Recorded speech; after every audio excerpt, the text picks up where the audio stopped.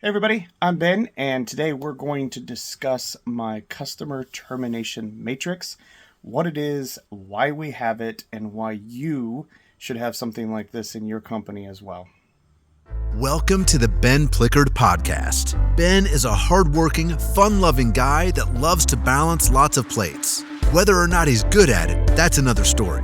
Ben grew up in Syracuse, Indiana, and as an entrepreneur, he has learned the right, wrong, and really wrong way to do things. Ben often says he has multiple PhDs in mistakes. Join us on another interesting story on why Ben is the way he is, what he has learned the hard way, or what a day in the life of an entrepreneur is really like. No episode will ever be the same. Thanks for tuning in. So this marks my 24th year of business. I started in 2000.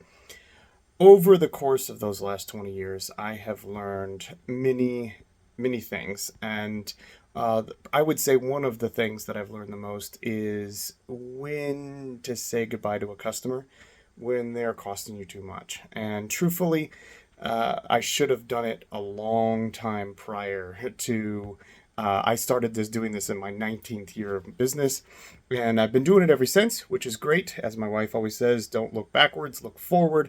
And so that's one of the things that's really hard for me to do. But anyway, so we developed a system that we calculate if a customer is costing us too much or not. It took us a long time to come up with the methodology to do this. My admin assistant at the time, Trish, we spent a lot of time discussing the best way to go about looking at, a cost per customer. And then we came up with an incident. And then how do we, whether or not that customer's calling in to change their credit card, or they've got a bad payment, or they're calling in for tech support, or they are calling in to ask about a different new service that they could be adding. That is what you would call an incident. That's what we call an incident. I'm sure in your company, you could come up with something very similar to an incident. You would just have to define what that incident is. What is great about my companies, and I'm talking about all of them, we have the ability to, since we all use the same CRM, whether it's a hotel issue, it's a billing payment issue for a tenant, or it is a customer calling in for tech support, or providing new service for VoIP, it doesn't matter. Every call gets a ticket. And with us being able to do that in our CRM, we are able to find out the total number of tickets per customer, regardless of what the issue is. If they're calling us, they're taking up staff time for whatever the reason is. If their card is not working, if their card is expired, or they wrote a bad check, or anything like that, that becomes an incident. We came up with a method, like I said, of tracking those, and we have that in every one of our businesses. So we have the total number of tickets that customer's cost me. So then I'm like, okay, well, how do we define how much that incident cost us? And the only thing that I could come up with is I'm a data-driven decision person, is the only thing that I could come up with is how much money am I spending on salaries for that time period. Now, that's not taking into consideration, your expenses for your leases and your property taxes and all of that other type of stuff, because that fluctuates so much. Not that labor didn't, but I wanted to have a true cost that this person is working with this, customer. And so what we did is we took the averaged payroll cost over like a 6-year period that I had that easily available to me. I was able to look back at some P&Ls and go through and figure out how much all my taxes were for the payroll and things like that. And I was able to calculate the cost basically per year. And then I averaged that out. And so then I got to the point where I got a cost per, like I was able to take all the number of tickets, and then I was able to divide that by an average of a 5 or 6 year salary time period. And that got to me a number, whether or not it's fictitious, whether or not it's a baseline. It's somewhere to start. And that's what's key is you've got to start somewhere. You can always modify. But if you're hung up on trying to figure out how you're going to come up with a price for that, because the person that puts in a boat or the person that checks in a guest at a hotel or the person that deals with a credit card, all of those things take different time periods. And I knew that. And so the only way I could do that is just take the total overhead cost that includes my time, my dollar amount, my employees, everybody's dollar amount. That came up with a number, and we developed this 2019. We have not changed this number since, and we are at $12.50 per incident that customer costs us. Now, if you look at it, you're like, well, Ben, that doesn't make sense. If I'm helping a customer with a tech support issue and I'm on the phone with them for 4 hours, first of all, that's a long tech support call. But regardless, if you're on the phone with them for that long of a period, that's probably not the right customer for you unless you're really charging a lot of money. But it gave basically a baseline because some of the tickets were just to resolve this payment issue. Well, that may have took 3 minutes. So you have to kind of average those types of things out, and that's how we got it. We got it the total number of tickets that we developed in that same time period as we calculated that payroll, and that's how we got it. I honestly, at this point in time, I can't even tell you those dollar amounts or the total number of tickets. But regardless, we came up with a number of $12.50 per incident. When I got that information, I was able to go into our CRM, and totally honestly, this could be completely automated if you have a good system to be able to automate it. Right now, we utilize a CRM system that would take a programmer probably a half a week to get this information because it's a very archaic CRM. We love what it does for us, but it's extremely archaic and it's very confusing. So to be able to get this information, it would take a lot. So right now, it is less and more cost effective for us to have our outsourcing team provide this information for us every year. And what they do is they go through and calculate up. We have a Customer Termination Matrix spreadsheet. This matrix allows us to identify whether or not the customer is costing us too much money, we're not making enough money off of them, or if we should send them sorry, it's me, it's not you letter because they just need to go bye-bye. And we've done this a couple different ways. I'm going to go into what we do when we get to that, but when we identify a customer that's got too much. But right now, what they do is they calculate, our CRM gives us nice reports that we can do. We can see how long a customer's been active, their anniversary dates, things like that. And then also the total dollar amount of money that we've made from that customer, along with how much how many tickets they've had both in a total time period along or just within the last 12 months. Because sometimes a customer can be very needy at the very front and then we never hear from them again. And those are the type of customers that we love because we know that it takes a little bit of work to turn up a customer. And that's quite all right with us. But what they do is they have a spreadsheet. And on the anniversary of that customer, whether it be June 1st or June 2nd, they go through and they look at all of the customers that signed up in that month of June. And then they go by the age of the customer. So it would say how many months the customer's been, with us. I have customers that have been with me for over 20 years. And so you put that, 240 some or whatever that is, in years, you put that amount there. And then so that would be the total number of months that the customer's been active. So on an anniversary time period, if they signed up just last year, they'd be up 12 months. So there's nobody that's going to be on this spreadsheet more than 12 months. Then we have a place where it's the total number of lifetime tickets and then the total number of tickets that was in the last 12 months.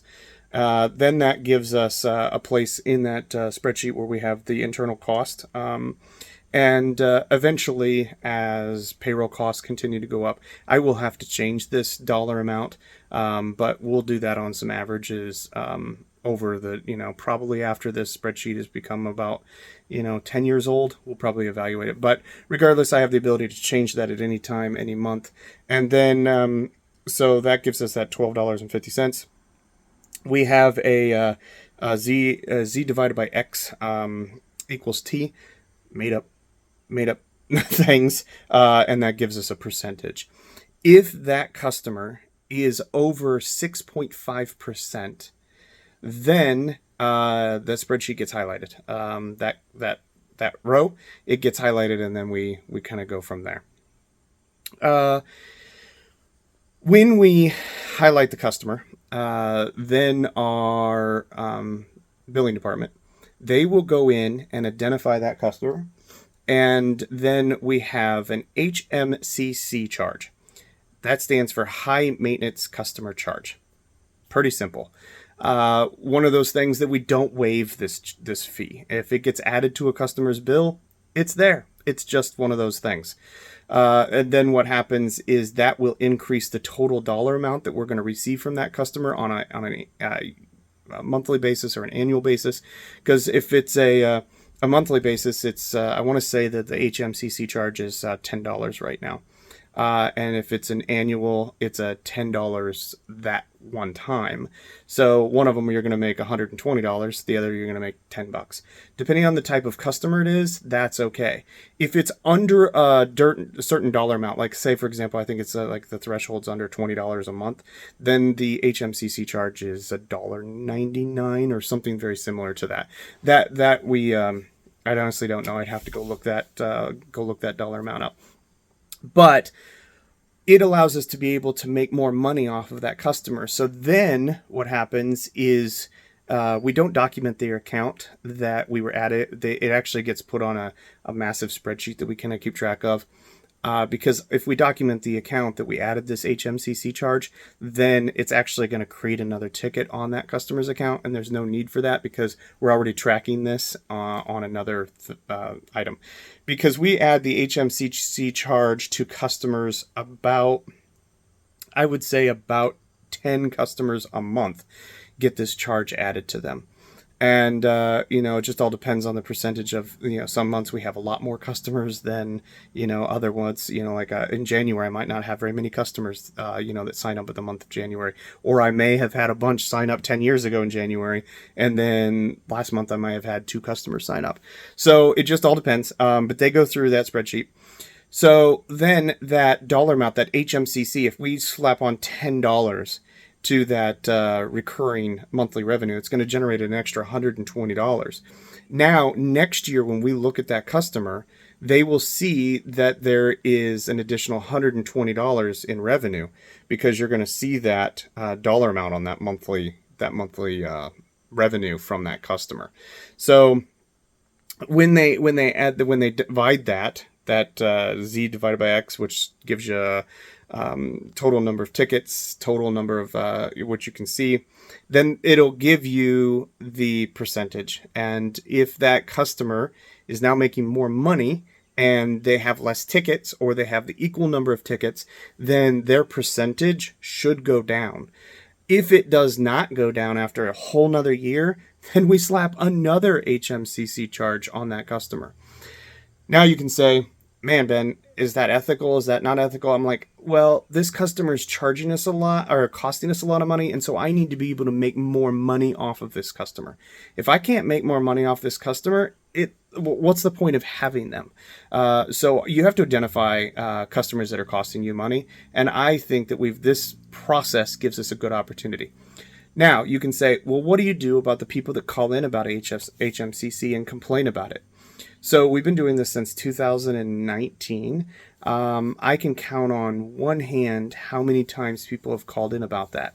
But here's the interesting thing.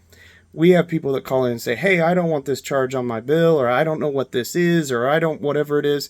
And our customer service is pretty blatant, honest with the customer that they're just costing us more money, which, by the way, this is going to indicate another ticket on their account by them calling in and complaining about this fee you're at, then at that point in time, it will allow us to be able to get that account will get flagged if they want to have this charge removed. We basically don't remove the charge, and if they at that point in time they're choosing whether or not they want to still continue to be a customer or not. What's also interesting is customers with the HMCC charge that's added to them, we do not flag their account as people that should get passed in price increases. They are certain customers that we have that we do not do price increases for. For example, if they're over a certain threshold, they're on ACH, their ticket count is super low, then we do not flag them for any type of price increase. Those people actually, they get a sweet deal because they don't call us, they don't bother us, and we just really want to get rid of the needy customers. And if we can do price increases to those needy people, that's the way to do it. So anyway, in this one example that I'm going to show you here, this one customer's got their $14,148 that they've generated in revenue. They've cost us $312.50. So you take those $2 amounts, divide those out. That's going to get you 2.21%. They're underneath that 6.5% threshold. Bingo, you're fine. Then you got your other one. We've only generated $503.52, and yet they've cost us $37.50, which that equals what, 3 tickets? So they're at 7.45%. So they had the HMCC charge added. So then in 12 months, when we evaluate this again, it's very possible that they may not need to have the HMCC. We don't remove the HMCC charge. We just won't add another one to their account because the HMCC charge is actually what's helping benefit us by that. So then you can ask, well, Ben, what are you going to do about the people that were costing you a lot of money and then they're not anymore? Will you just get rid of that HMCC charge? No, it stays on there. I'm sorry, but you cost me money then, and the only way that this remains a profitable thing for me is if I retain charging that customer that dollar amount. Do we have customers that call us and say, hey, I want to know, I want to know if I have too many tickets on my account to get this? No, nobody's ever no one's ever called to find that information out. People do not look at their bills nearly like what you think that they should. Now, we internally scrutinize every single bill that comes across. We analyze every line item that gets added to the bill, and then we get a red flag that, hey, you need to go look at this, and then we need to figure out why this charge was added. And that's a whole nother process that we have. But you're like, one of the things that you may be also asking, how'd you come up with a 6.5%? Well, I will tell you that we've had to modify that slightly over the last couple years. And just because we're like, well, does this equal out? Some customers pay a lot, some people pay minimum. What I did, though, is we kind of looked through every product that we could have. How many tickets would be generated when they first get set up? How many, if they have one issue throughout that year, what does that give us? And that's how we came up with that 6.5%. We used to have it at 5, and then I think we had it 5.5, and then we moved it to 6.5. And after we moved that to 6.5, it has not been an issue ever again. Now, what you can develop for your company or how you want to implement it, that's totally up to you. But you are only going to be able to make business decisions based upon how good of data that you have from your company. You know how much money you spend on payroll. That's a pretty easy one. But whether or not you track your customers' issues that come in, maybe what you should do is just get yourself a phone recording part of your phone system and count the number of calls that come in from each number if you don't have a CRM. I know that sounds crazy, but at least it's a starting point. You have to be able to start somewhere because if you don't, then those customers are going to eat you alive. And I refuse to have customers eat me alive anymore. I had that process and problem for 20 years almost. And it, like I said, it's kind of hard to not look back, and that's the purpose of making this video. So if I can help just one person not fall into that trap of having customers cost you money, then it's well worth it. So I I hope that this was a very informative video for you.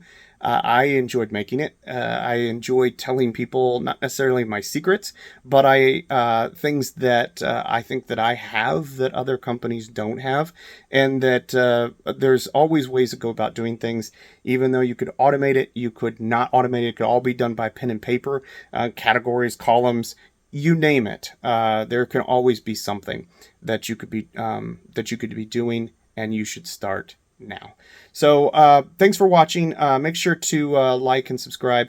If you got questions, comments, I answer all comments and questions down below in the comment section, and I'd like to hear from you. So hope you have a wonderful day.